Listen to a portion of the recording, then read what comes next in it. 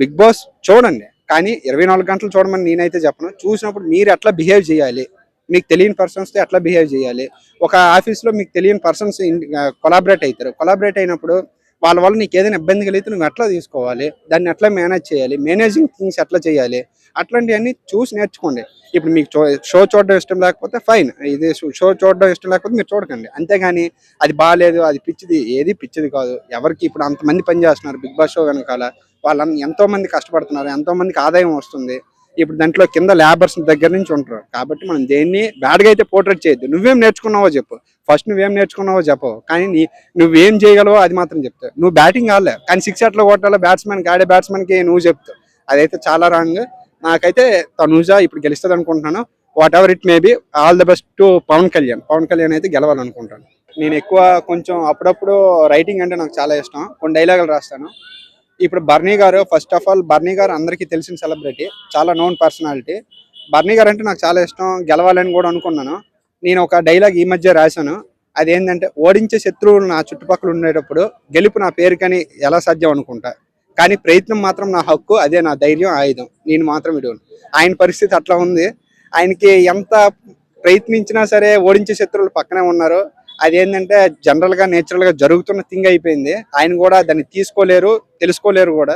కాబట్టి ఆయన ఇంకా టాప్ 5లో ఉన్నా సరే ఆయన విన్ అవుతారు అయితే నేను అనుకోను. Emmanuel brother very good game పరంగా, అన్నిటి పరంగా.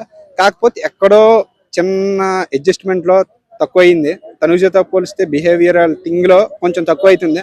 ఆయన ఏంటంటే ఆయనకే కావాలండి, ప్రతి ఒక్కటి కూడా అందరికీ కావాలి. వదలాల్సిన దగ్గర మాత్రం ఖచ్చితంగా విడిచిపెట్టాలి, అప్పుడే నువ్వు గెలిచినట్టు. గెలవటం అంటే అన్నిటి దగ్గర కావాలంటాం కాదు, విడిచిపడడం కూడా. అది ఎవరైతే నేర్చుకుంటారో అదే మెయిన్ థింగ్. ఇప్పుడు హీరో హీరోయిన్ కెమిస్ట్రీ టైప్లో చాలా చాలా బాగా స్పెషల్గా అనిపిస్తుంది. దానికి బీజిఎం యాడ్ చేస్తే గూస్ బంప్స్ కూడా వస్తాయి. ఎట్లా అంటే మనకే ఓహో అనిపిస్తుంది. కానీ అదేంటంటే ఒక అమ్మాయి లైఫ్, ఇప్పుడు ఆ అబ్బాయి లైఫ్ కూడా, తను ఆర్మీ సోల్జర్, ఎంత లేదన్నా సరే కొంత రెస్పాన్సిబిలిటీ మనమే పెడతాం పైన, తన పైన. ఏమంటే వీడు ఆర్మీ కదా, వీడికి ఎట్లా జాయిన్ అయ్యాడు, మనమే పెడతాం, తిరిగి మనమే యాడ్ చేస్తాం. కాబట్టి అది లవ్గా కాదు, ఒక ఆన్ స్క్రీన్ కెమిస్ట్రీగానే చూడండి. ఒకవేళ వర్కౌట్ అయితే బయటకు వచ్చిన తర్వాత కూడా అది కంటిన్యూ అయితే మనం దాని గురించి ఏమనుకున్నా తప్పలేదు. ఎందుకంటే అమ్మాయి లైఫ్ కూడా ఆధారపడి ఉంటుంది.